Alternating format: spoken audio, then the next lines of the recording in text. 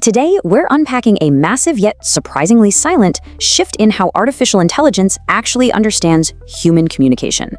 Back on June 24th, 2026, OpenAI rolled out an update to GPT-5.5 Instant. Now, you probably missed it, right? There was no flashy press release, no big version number bump, absolutely no fanfare. But make no mistake, this stealth update is a quiet revolution. It fundamentally changes how the model processes your prompts, moving entirely away from just reading your literal words to actually figuring out what it is you really want. To really put this unprecedented pace into perspective, we're relying on tracking data from Bind AI. Since the initial launch on May 5th, we've seen 3 major updates in just a 50-day window. There was a personalization update on June 9th, a health intelligence update on June 18th, and then this incredibly impactful conversational and intent update on June 24th. That averages out to a meaningful architectural change roughly every 17 days. No prior flagship model from OpenAI has ever iterated at this kind of breakneck speed. According to analysis from Tech Research Online, there is a stark contrast between the old, keyword-based systems and this new, goal-oriented approach. Older models were painfully literal. If you asked a simple question, you might get a rambling, literal interpretation full of fluff that completely lost the thread of what you were doing. But the June 24th update makes GPT 5.5 instant, intent-driven. It's designed to be short and concise. If you ask, does this look okay, it doesn't write you a mini essay. It resolves the ambiguity and just gives you a direct, highly practical answer. The crucial concept here is what Bind AI defines as intent recognition. This is the model's new ability to infer your actual goals and adapt its responses accordingly. It is actively trying to resolve ambiguity rather than just treating your inputs neutrally.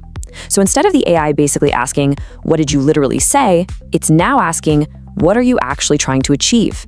It's literally reading between the lines. Well, let's look at a few concrete examples verified by IT Daily and OpenAI's official release notes.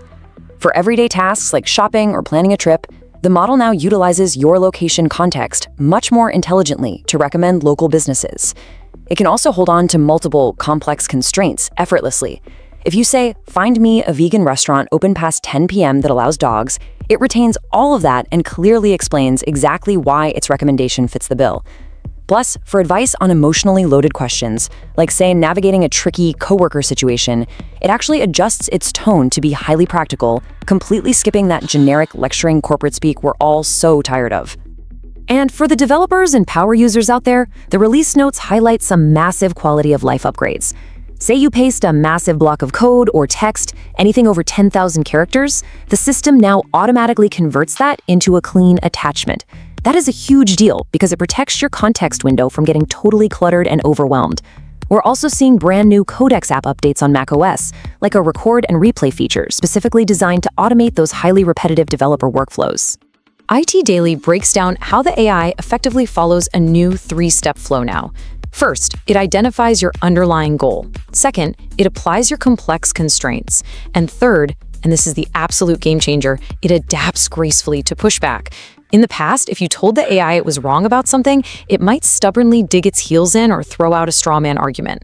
Now, if you clarify what you mean or push back, it actively integrates that new information and corrects its trajectory. Think about this for a second. The May launch touted reduced hallucination rates. The June 18th update specifically cited health bench scores. But for this specific June 24th update, OpenAI published absolutely zero benchmark metrics. Nothing at all. So why were there zero benchmarks published? Bind AI really hit the nail on the head in their analysis, pointing out that the optimization target itself has fundamentally shifted. They noted that, quote, conversational warmth and intent inference do not map cleanly onto MMLU, AME, or HelloSwag. You literally cannot quantify conversational feel on a math or logic scoreboard. OpenAI is optimizing for human nuance here, which standard evaluation stacks simply cannot measure well. Now, that might sound like a purely philosophical shift, but as Bind AI outlines, it carries massive risks for developers calling the API. If the endpoint is a moving target, changing every 17 days, your systems might just break without any warning. We're talking about real developer threats: prompt regression, where prompts that used to work flawlessly suddenly give weird results; evaluation drift, where your weekly tests completely miss a mid-cycle behavior change; and wildly inconsistent A/B testing. If you build software on top of this, the model you used last week is quite literally not the exact same model you're using today. Looking neutrally at the r/ChatGPT complaints subreddit, there is a totally fascinating split in user experiences. On the praise side, users are thrilled. They say the model feels much more alive, it's incredibly concise, repeats itself way less, and features vastly improved memory recall. But on the pushback side, a very vocal group feels the exact opposite. They find this new version emotionally flat, stigmatizing, highly paternalizing, and totally resistant to casual banter or roleplay frameworks. Just to show you how extreme this divide really is, listen to these direct quotes from the exact same subreddit. One user literally states, 5.5 instant is clinically dead. The conversation doesn't branch out. Meanwhile, another user right next to them claims, answers are now short, juicy, it remembers from a year ago. These drastically opposite firsthand experiences show exactly why an update focused on highly subjective things like intent and warmth is so incredibly difficult to roll out universally. What feels brilliantly concise to a business user might feel totally cold and dead to a creative writer. So, I want to leave you with this provocative thought to chew on. As AI development inevitably moves away from raw, easily scorable math benchmarks and pushes deeper into the messy reality of understanding human nuance, how are we ever going to universally agree on what makes a model truly better? When intent is entirely subjective, maybe the definition of a good AI simply depends on who happens to be sitting at the keyboard. Thank you so much for joining me for this explainer, and definitely keep your eyes peeled for those silent updates. Thanks for watching.